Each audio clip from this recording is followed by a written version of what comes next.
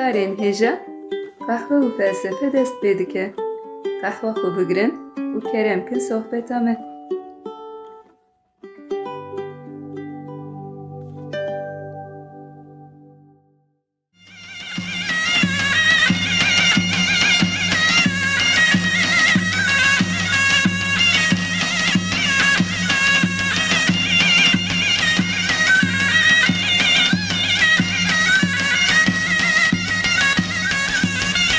İro Rojanı'yı yani Nevruz cejnameyi bir tariha dünyaya de peşi Hesinker Kava hemberi zor uzarkara serhildayı. Jiberveye ki Nevruz tariha insana da serhildana azadce ihari kevne.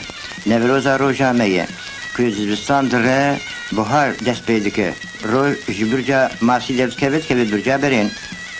طبیعت خو و سالی تازه و نوز که جبر ویه که سرسالا ما نوروز دیبیش یکی آداره دیگه قد کس نامی دمالانده حتی به پیرو کالا خستک و آرمان چه او کلقیز و خورد درکبن هفدو ببینن هر کس ایل گورا خود بنقینن و حلالی هفدو بستینن بیوی هاوی مرحبا گهدارین هجا به بشکنو و به مجارک تایبتا قهوه فلسفه ام دی سال پیشبری ونه. مرحبا گهدارین هجا مدیسا قهوه حاضر کر و به برنامه کنو ام دی پیشبری ونه. بله مراد ایرو جبو من روزک تایبت و پیروز ایرو نوروزه جشنامه نوروزه. شخلوما دنگی ما و قصد کیف دردی که وکو که ما گهدار کر اپی موساجی گوت ایرو روزامه سرسالامه کردایه. مراد نوروزات پیروز کم و هر وال گهداران و لما همیان پیروز به. سزگین اجی نوروزات پیروز دکم امرابن هفته ما چکنه بزرگ رونشت من کارم رابم دورم یا پیروز بکن براستیجی ایرو روزه که پیروزه با من کردان آپی موسا به کرد و کرمانجی پرخوش گوتیه ایرو روزه نویه سرسالا من کردانه نوروز برالمه همو کردان پیروز به. بله.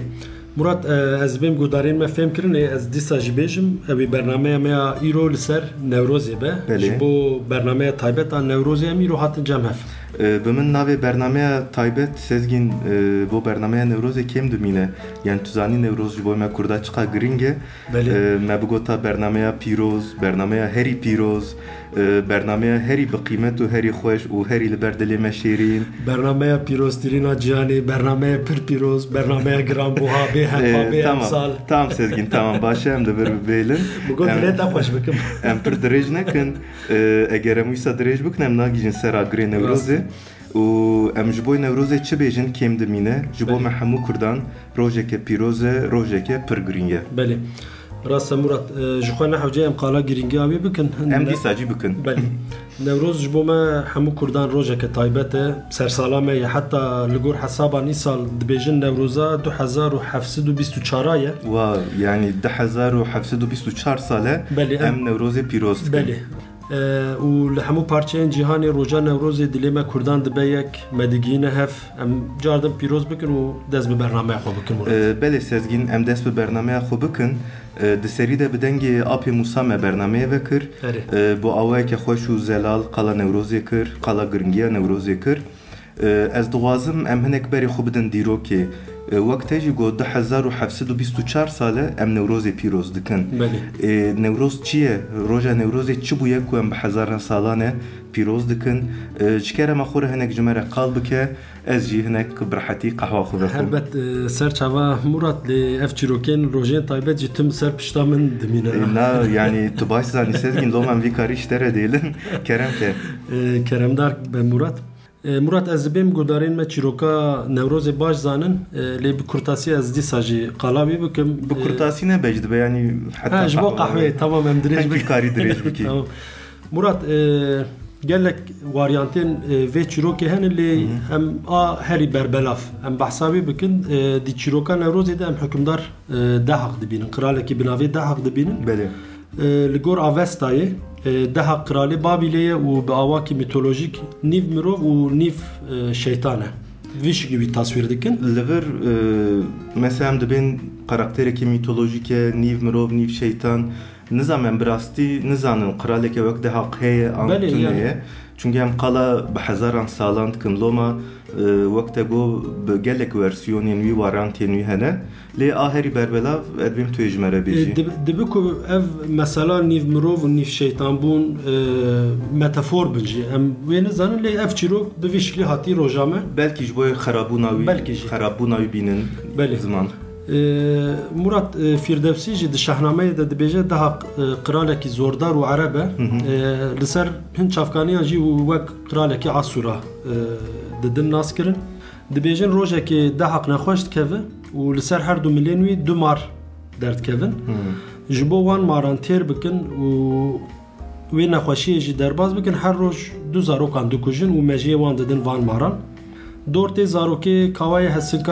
hesinkar zarokê xwe nade naxwaze bide û li hemberî dehaq serî hildide di 21 Adarê de bi pêşengiya kawa millet êrişî qesra dehaq dikin kawa dehaq dikuje û agir berdidin qesrabî wek agirê pîrozbahiyê ji wê rojê şûn de 21 Adarê di nav me Kurdan de wek rojeke nû wek sersal tê pîroz kirin ê baş e pîroz be ji bo qehwate ji wexteke baş bû spas baş afiyet sezgîn wekte qalkir ev çîrokeke kevn û çîrokeke qedîm e wek apê Musa di serî de got di tarîxa dinyayê de cara pêşî hesinkar kawa li hemberî zor û zorkara serî hildaye ji ber vê yekê Newroz di tarîxa însanan de serhildana azadiyê yê herî kevne em me jî ji bo sersalê rojeke wîsa serhildanê meşxûre neqandiye li gorî me ye yanî li me hatiye Murat ez dixwazim li ser roja Newrozê yanî li ser 21 Adarê dixwazim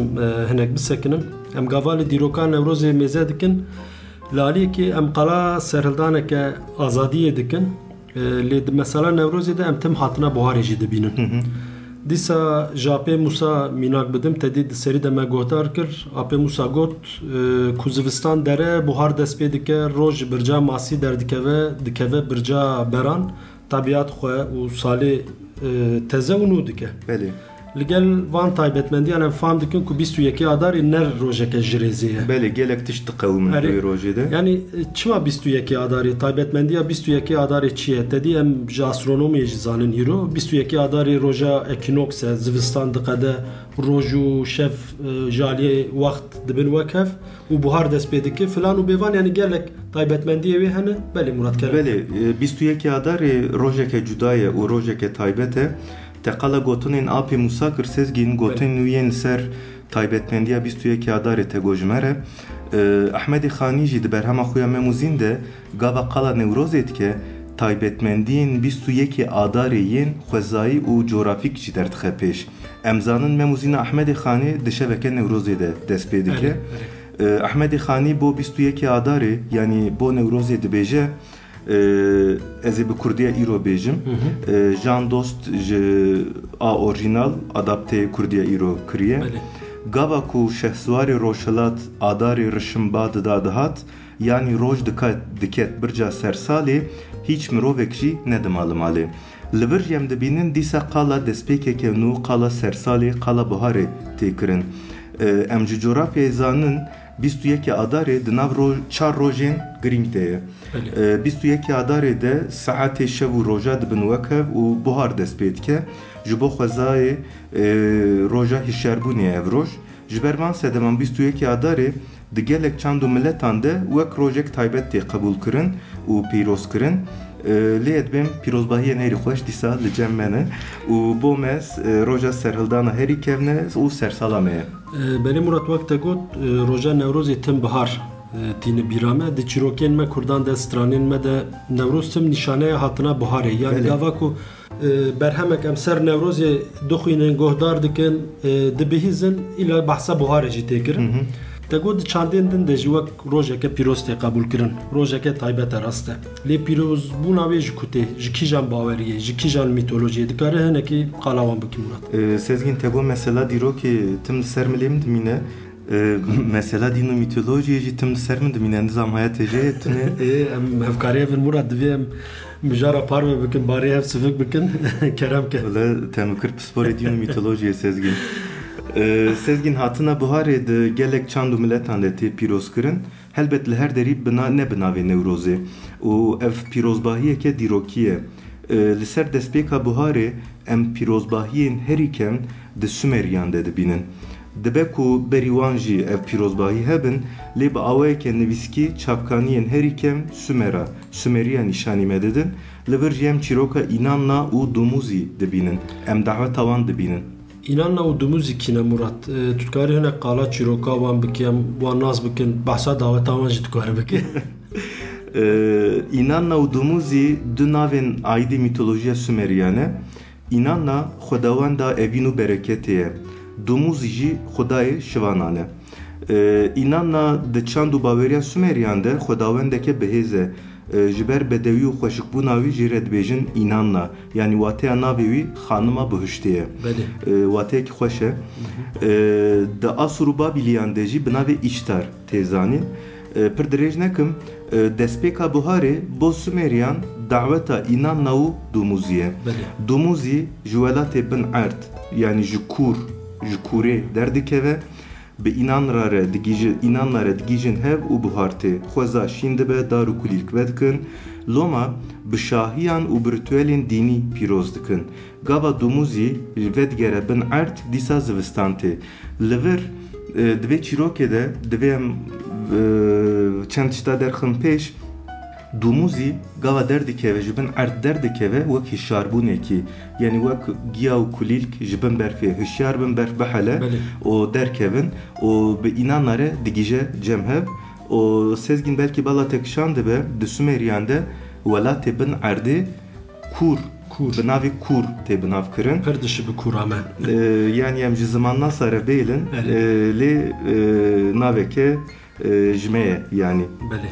Murat di beşa mitolojiyê de meqal kiribû ji xwe me gotibû însan ji bo xwezayê û bu yerên gerdûnê rave bikin çîrokên mitolojik bikaranîne.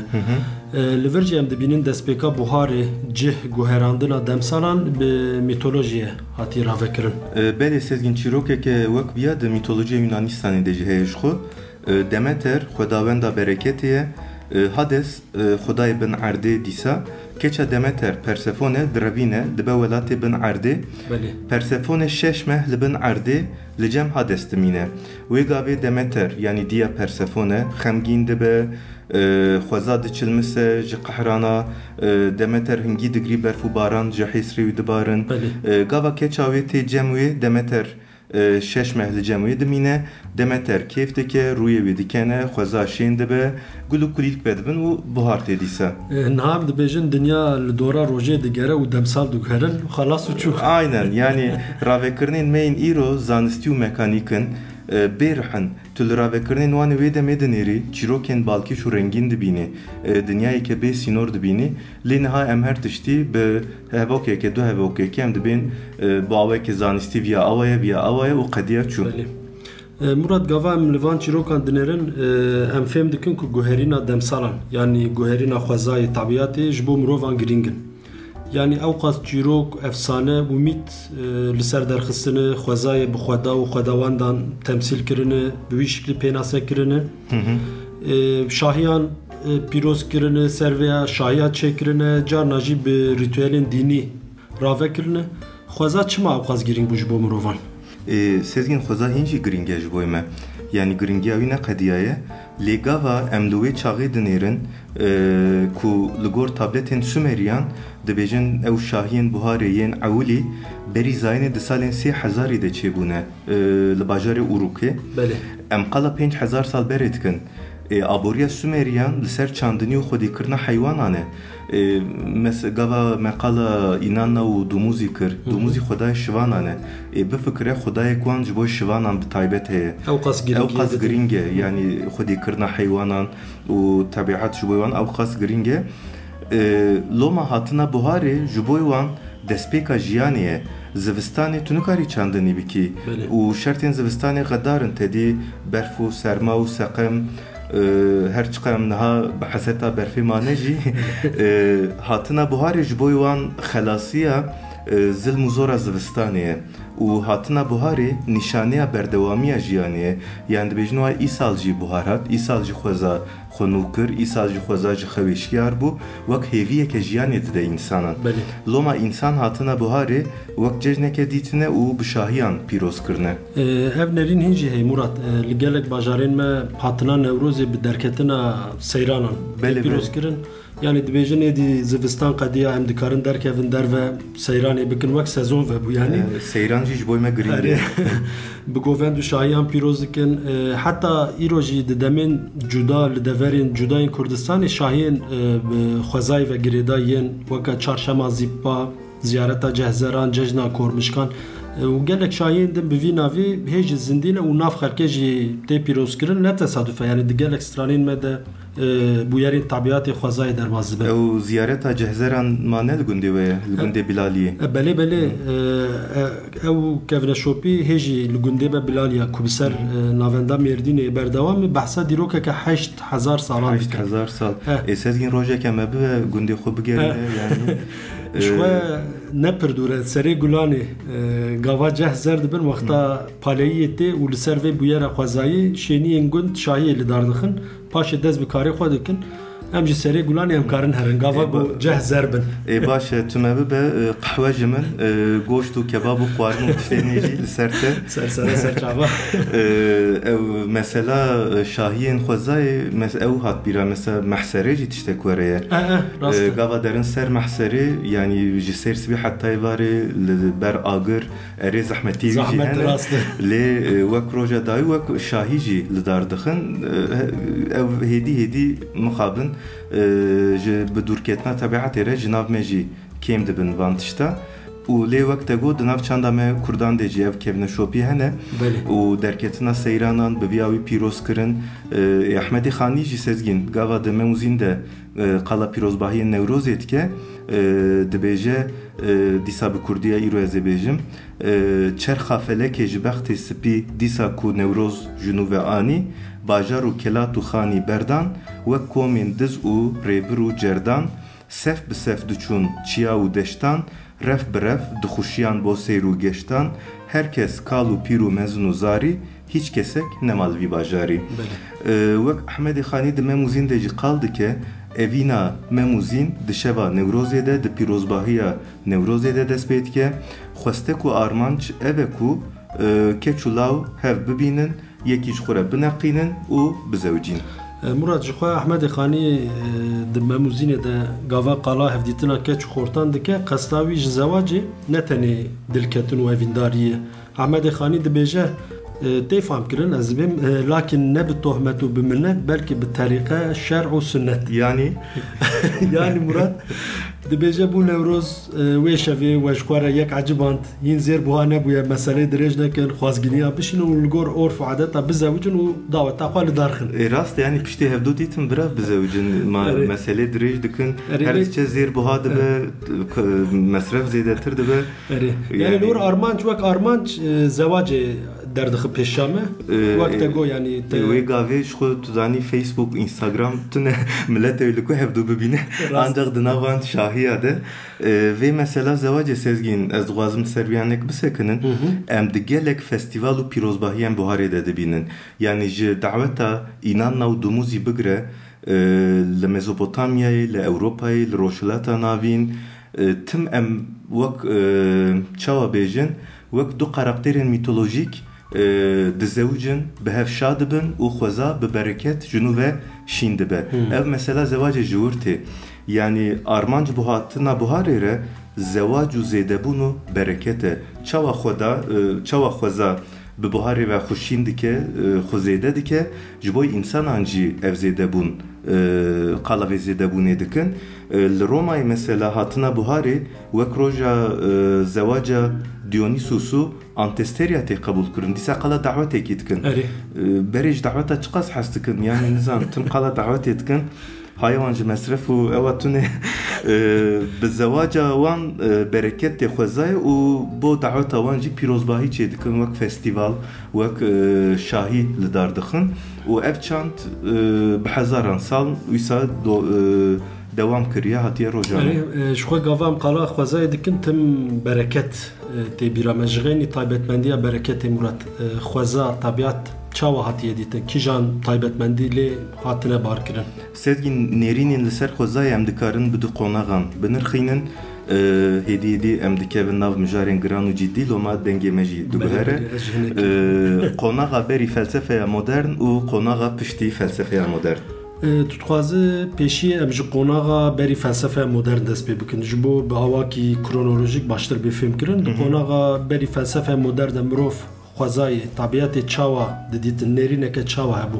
Yani aras tiştê hetana me qal kir ev çîrokên mitolojik ev zewac û davetên karakterên mitolojik giş di qonaxa berî felsefeya modern de em dibînin.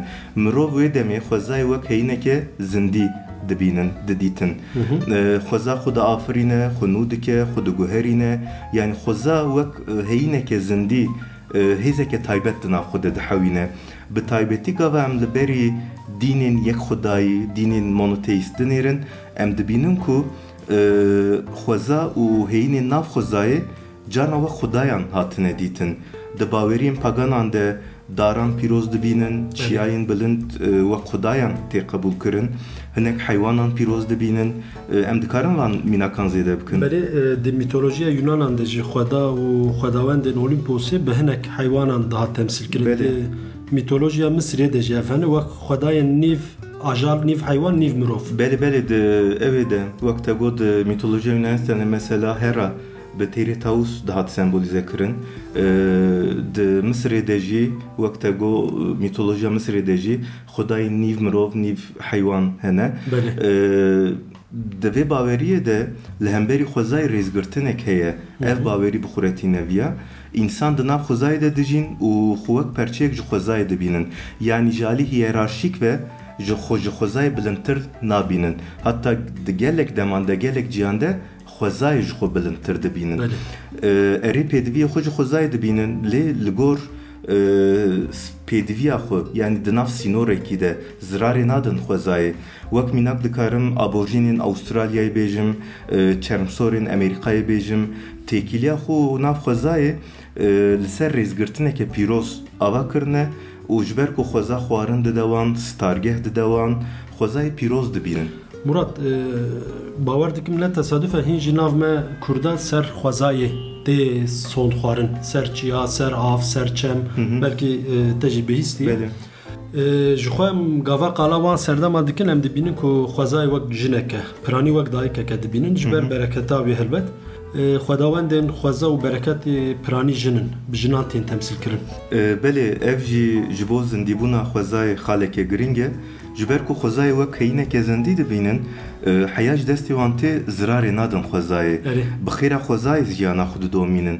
Li gor îşaret û nîşanên xwezayê baweriyên xwe ava dikin, pergala xwe serrast dikin, ji bo dunyayê fehm bikin jî berê xwe didin xwezayê. Te dî sezîn gava me qala destpêka felsefeyê kir, me got filozofên ewlî wek filozofên xwezayê tên binav kirin. Çimkî ji bo jiyanê fehm bikin, ji bo çavkaniya gerdûnê bibînin, li ser xwezayê lêkolîn kirine û li veşareyên nav xwezayê geriyane. Ji vir em dibînin ku xweza ji bo wan ne tenê ji bo xwarin û stargeh ji alî zihnî ve jî ji alî fikrînê ve jî çavkaniyeke giring bûye. Murat, wê çaxê em karin bêjin meseleya Newrozê, çîroka Newrozê bi veya ve girêdayîne? Çawa, yani sezin tovan şîroveş ku derste. Murat, te got çavkaniya wana herî mezin xweza ye, sirûş tabiat e. Bi hatina buharê re xweza ji xewa zivistanê şiyar dibe, xwenûh dike, ji ber ku însan jî perçeyê xwezayê ne, loma hatina buharê ji bo xwe jî wek nîşaneya xwenûkirinê. Belê. Dibînin, yani bi vî şeklî şîrove dikin. Belê, nûkirin û berdewamî sezgin berdewamiyê divê em lê zêde bikin. Çimkî berdewamiya xwezayê girêdayî hatina buharê ye. Ji bo xweza şîn bibe, ji bo çandinî çêbe, ji bo jiyan dewam bike, buhar giring e, hatina buharê ferz e. Ji ber van sedeman em dikarin bêjin di qonaxa berî felsefeya modern de خوازا وەک هەینێکە زندی و پیرۆستی دیتن. جوخوا گاوا مرف تشتکی وەک پیرۆز ببینە بەهێسانی نکار زرارجی بدەوە. بەلێ وەرەیە ئەف چاند لە جەمە کورداژی هەیە دنامە کووردا دێژی هین هەنێکدار چەموکانی چیا پیرۆز تێن دیتن وەک زیارەت تێ قبولکردن دەرن سەر دوعا دکن ji bo mirazê wan bêjî li dara paçka girê didin. شخوا و هات بیرام روحای گری مرازا جی جکی ور بو یعنی برکو بیدی تنجی دارا ام بیجن لوی داری وک زیارت ده تا قبول کردن مروف د چونج بو خواستنه خو لور دعا و لاوا دکرن. بله او دار هینجی هيا يعني دلی کولینان ده و داری جی هشتنه و او هات بیرام سزگین لباشور هرما هرزان برزان وەک هەرێمێکی پیرۆستی قبول کردن لور برینا داران قەدەخەیە نێچیر قەدەخەیە و ji قەدەخەبوونی بێتر وەک تشتێکە گونەهژی تێ قبول کردن دیسا لە دێرسمێ ئەو باوەری هینجی خورتە یعنی gelek dar û çem û kanî hînjî pîrostên qebûl kirin derin ser dua dikin mûma vê dixin lê mixabin bi bendavan hêdiyê kişa dibin avê de dêrin. Mixabin Murat dixwazin dîrokeke hafizeyekê bin avê de bihêlin. Murat wê gavê di qonağa berî felsefe modern de em dikarin bêjin mirov xwezayê wek heyîneke zindî dibînin û wek tiştekî pîroz dibînin. Dûre çi dibe? Dûre çi dibe? Dûre felsefeya modern dest pê dike. Felsefeya modern navê serdemê ne Murat yani wek felsefeya serdema antîk serdema navîn. Belê di dîroka felsefeyê de navê serdemekî ye. Felsefeya modern felsefeya ku di navbera sed salên panzdemîn û hevdemîn de ye. Ji ber ku piştî serdema navîn dest pê kiriye sezgîn ji bo sînoreke di nav xwe û di nav serdema navîn de deynin navê modern li serdemê kirine. Moderna bi latînî nû ye yanî dibêjin serdema navên qediya û serdemeke nû dest pê kir.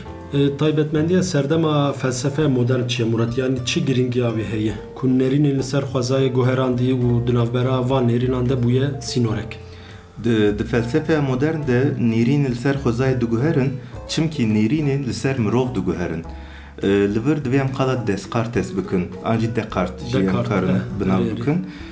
Temsilkarê herî giring yê felsefeya moderne Descartes ra dibe dibêje cogito ergo sum û her tiştî diguherîne. Cogito ergo sum çi ye Murat? Zimanî bernameyê me Kurdî ye ji kerema xwe bi zimanên din zimanê nenas xeber nede nizam ez mikrofona te bigirim. Sezgîn tevra kir meclîsa Enqerê ma tu dibêjî zimanê nenas çawa tu nizanî cogito ergo sum çi ye? Eyb eştere ya tu bi latînî nizanî bi rastî jî? Vallahi Murat ez fêm dikim lê nikarim xeber bidim. Yani sezgîn min digot qey tu bi zimanî lê bi latînî nizanî divê tu latînî behelmî wernabe yani gava me dest bi bernameyê kir tego ez bi Yunanî zanim bi latînî zanim ji xwe ji aliyê felsefê û zanistî û edebiyatê ve tu zanî du zimanên giring hene li dunyayê yek li Kurdî zimanê me yek jî latînî yani her çiqa latînî qansî Kurdî nebêje ew jî idare dike lê divê tu behelmî wernabe. Tamam Murat ev jî sozame be ez ê beelimim.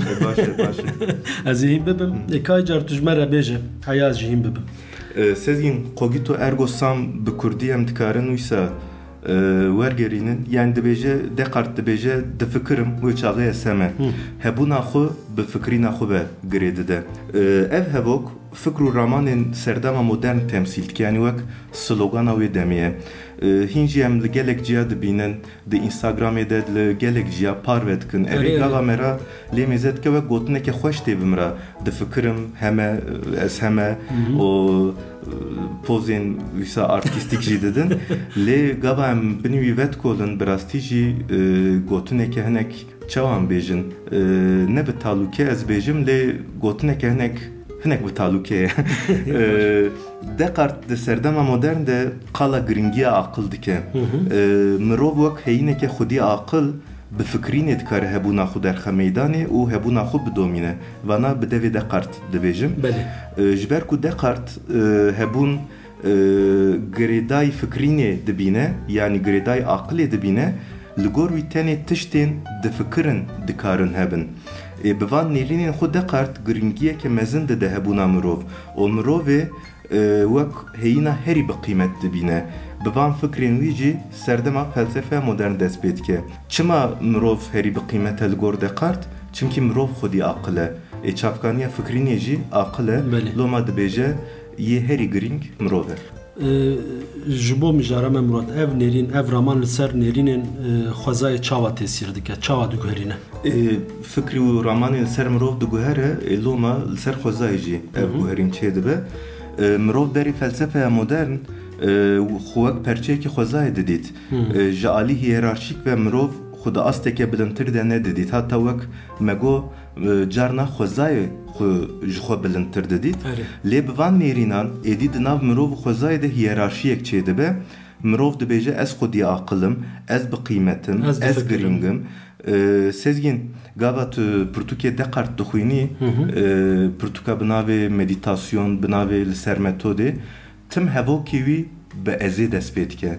Dibe ez çûm, min dît, min xwend, min wergo, tim ez der. Di navendê de ew heye yani. Belê, yani wek kirde, ji xwe dibên felsefeya kirdeyê jî jêre, wek tim mirovê, tim xwe dixe merkezê.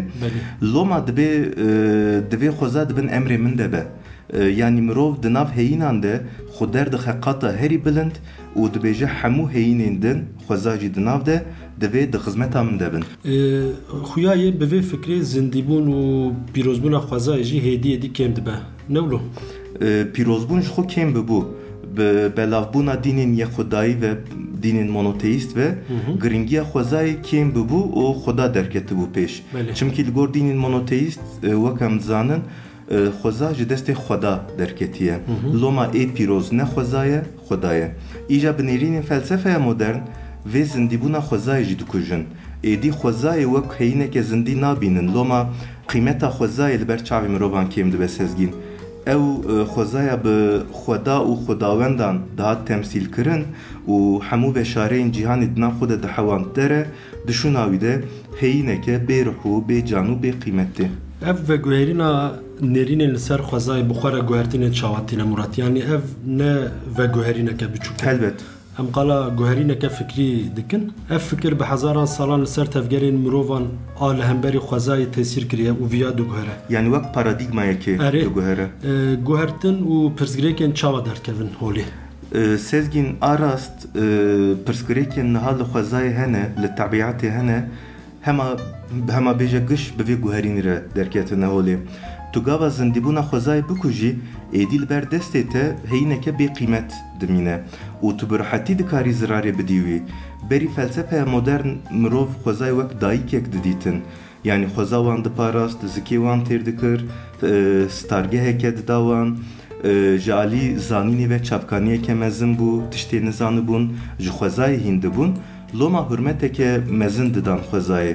Lê piştî felsefeya modern êdî xwezayê ji zindîbûnê, ji pîrozbînê dûr xistin, tişteke bêrih, bêcan, êdî wek çawa bêjin, wek alaveke, yani xwezayê wek eşyayeke dîtin. Metayeke. Belê. Eşya çawa ne? Yani eşya tu dikarî bişkînî, perçe bikî, li gor pêdiviyên xwe bikarbînî, biguherînî. Gerçi em niha nikarin eşyan bi rehetî bişkînin perçe bikin, êdî buhane hene em diparêzin. Ji ber vana êdî hukmê mirovan li ser xwezayê dest pê dike. Yani berî felsefeya modern xweza zindiyeke pîroz bû, piştî felsefeya modern li ber destê însanan bû wek alavek, wek pelîstokek, wek mekîneyek bêcan. Te got mekîneyek em gava mekîneyê bikartînin, em tenê ji bo pêdiviyên xwe, ihtiyacên xwe bikartînin. Li rahetiya xwe difikirin. Yani em nabêjin mekîne pir şoğulî, betilî filan, işte tenê em li şarjavê difikirin. Sezgîn te got hat bîran mêze çend care li mala we me dît bi şev û robotê didin şoğulandin ji bo paqijiyê. Yani qet tu nabêjin nîvê şevê robot guneye, betiliye. Yani erê robot elê ew jî yani caneke tu dibêj caneke ew jî em wek felsefeya modern nefikirin. Wala Murat, rojê carekê em dişoğulin û em dixin şarjê û bêhna xwe didî istirahata xwe piştî pênca neşoğin guneye yani dişopa deqart te nerin ew jî. Tamam Murat, em ê dikkat bikin ji navê de. اری مراد خوازاجی دی ورد دی تلوک مکینک حیا امکارن ام لازمی خو جه دگرن ام داران دبرن چمازوا دکن هوای قریج دکن چما ورد کن سزگین یا از ناکم tabi ser mirovahiyye ser navi mirovahiyye şkerem axure wer nekin daristanan dişewtinin em nabêjin heyfa xwezayê çimkî li ber çavê me bêcan e bê qîmetê wer tê dîtin yanî rast yani gava tişteke bêcan be bibê nevê ew qîmet dayîna me hinek kêm dibe li hemberî wî û tiştê bêcan bêruh tiştê bê armancin mekineyeke bêcan an alaveke bêcan nikare bibe xudî armanc yani daxwaz û armancekî wî tuneye tu çi kar û armancê bixwazî tu ya lêbar dikî xwezayê jî werdibînin di serdema felsefeya modern de zindîbûna xwezayê dikujin zindîbûn tune be armanca wî jî namîne tişteke bê armanc jî tişteke ji rêzê ye tu qîmeta wî tune ye loma piştî van nêrînan êrîş û talaneke mezin li ser xwezayê dest pê dike sezgîn ji bo pêdiviyên xwe ji bo dewlemendbûna xwe xwezayê talan dikin wek îro wê gavê Murat pirsgirêkên xwezayê di sed sala bîstan de dest pê nekir berî wê jî hebû em karin bêjin belê berî wî hebû dest pê kiribû bi şoreşa sanayiyê ve di sed sala hîjdemîn de zêde bû û di sed sala bîstan de êdî em dikarin bêjin ji kontrolê derket Murat te di bernameye berî de me ji Kant sar kiribû îcar jî ji dekar sar bûm bi rastî me got em dest bi bernameya qehwe felsefeyê bikin hinekî ji xwe felsefeyê bielimin tu fîlozofa li ber çavê me reş dik wala sezgîn ez çi dikim çima fîlozofa li ber çavê te reş dikim ji kerema xwe re wernebêje filozofên başî hene yani ka numuneyek em de mînakê yani naybiram lê teqes hene lê ji kerema xwe re tiştî wernebêje em dibên em felsefê nav milletê belav bikin felsefê bi milletê bidin hezkirin tu dibê em ji felsefê sar dibin tu bi qanalî rakîb re dixebitî çi dikî tiştî wernebêje qehwe te neqediya sezgîn belê dikma ka gotinên dawî bêje em biqedînin dixwaze me bi Newrozê dest pê kir Newroz hîn jî bo me sembolek giring e rojeke giring e ji bo me Kurdan ne tenê hatine buharê wek sembola serhildanê ye yani ez bawer nakim tu millet tu welat qansîme bi coş pîroz bike ev sembol bingeha xwe ji serhildana xwezayê digire sezgîn yani xweza li ber zilm û zora zivistanê serî hildide û xwe ji nû ve diafirîne ji ber ku mirov xwezayê wek tişteke zindî wek tişteke pîroz dîtine van sembol û metaforan lêbarkirine li ser çîrokan derxistine loma bişahiyan pîrozkirine û piştî felsefeya modern ev nêrîn mixabin jolê rabûn ne zindîbûna xwezayê ma ne jî pîrozbûna wê yani roja Newrozê 21 Adarê bi serhildanê êdî rave nakin bi çîrokên mîtolojîk rave nakin bi zewac û daweta karakterên mîtolojîk rave nakin tenê dibêjin dinya li dora rojê digere 21 Adarê tê şev û roj dibin yek û qediya çû yani van tiştê min got tu dibê qey ji bo ezmûna coğrafyayê em dixebitin bi temamî tişteke mekanîk ji bo ev mekanîk bûn li her derê jiyanê belav nebe divê em li van rojên xwe xwedî derkevin li çîrokên xwe yên ser van rojan xwedî derkevin ku jiyaneke hinek rengîn ji me re bimîne belê Murat ez jî bi te re me ji xwe Murat berî çend rojan UNESCOyê rêxistina perwerdeyî zanist û çandê a netewên yekgirtî li ser Newrozê daxuyaniyekê da li wir dihat gotin li cîhanê 300 milyon mirov Newroz pîroz dikin ji em bêjin milletên cuda gelên cuda pîroz dikin û di çanda wan de heye lê ez dibêm gişî me girtine yani nizam ev jî karî bera dîrok nasabe lê ez dibêm qasî ku ez dibînim tu millet qasî me Kurdan bi vê astê bi vê coşê Newrozê pîroz nakin pîrozbahiyên Akrê bibînin ew ji xwe fedî bikin erê ya Amedê ya Akrê erê rast e hatina buharê ye vejîna xwezayê lê ji bo me vejîna rih û giyanê ye jî ji bo me Kurdan ji ritûel û kevneşopiyeke xwezayî wê ditir êdî bo me semboleke neteweyî ye sembola yekîtî û tifaq û hevgirtina me ye bi rastî ez careke din Newrozê li hemû Kurdan li hemû guhdarên me pîroz dikim bila ji bîr nekin de heq hebin ew ê kawa jî tim hebin بهویا ام نوروزین آزادتر ببینن. وای سزگین پیروزباهی که خوش کرد پشتی بیاز از چه پیروز از بیشم کلامه کسر نوروز بیشه از بیشم نوروز همه پیروز مبارک و نابه از جی دوازم نوروز پیروز بکم سزگین لهر چرالی ولاتی ما لهمو باجارین ما از نوروز پیروز دکم لمهاباده لعقره لقامشلوی لدیاربکره لقرسه لمردینه لهر دری ولاتی ما برا نوروز پیروز به برا آگری نوروزی پیشیامتم روناهی بکه تم گش به ام نهیلن بتفه و او جوشو هیجانا نوروزی جدلی ما برا قد درنکه و جاردن نوروزی لما حمویان کردان اس پیروز دکم. بله مراد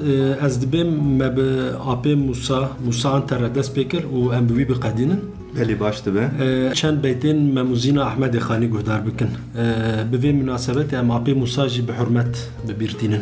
بله سزگین به وی آوایزی دوازم آپی موسا بریز حرمت ببیر بینم و سلاوه که جدل جراح احمد خانی را بشینم کو.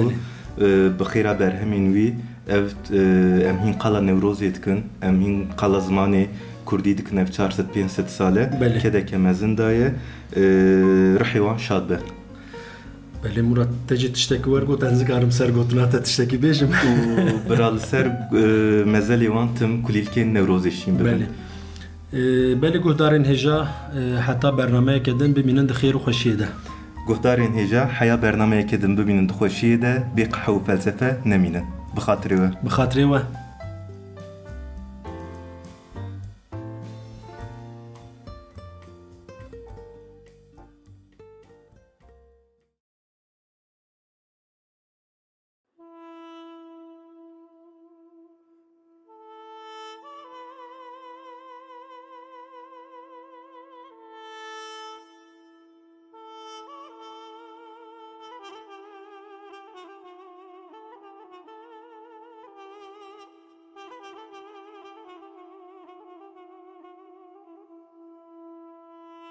از مامد حکمت خودی دا گرماش دی دولت دنیا دا آیا به چه هوی من محروم بالجمله جبو چبونه محکوم گرده هبیا ما پادشاهک لایق بدیا خودی کلاحک تعیین ببیا جبوی بختک ظاهر و دبو جبو من بختک حاصل ببیا جبوی تاجک البت دبو جمجی رواجک غمخواری ذكر لما يتيمان تنانا درج دستي لعيمان غالب ندبو لسلمى ابروم ندبو نخرابي دستي بوم هرچی بری شوری دستي همت زبط كرج خورة بميراني دولت گردي هبيا ما اتفاقك ذكرى بكرة ما انقيادك روم وعرب وعجم تمامي حميان جمرة ذكرن خلامي تكميل ذكر مدينة ودولة تحصيل ذكر ما علم وحكمة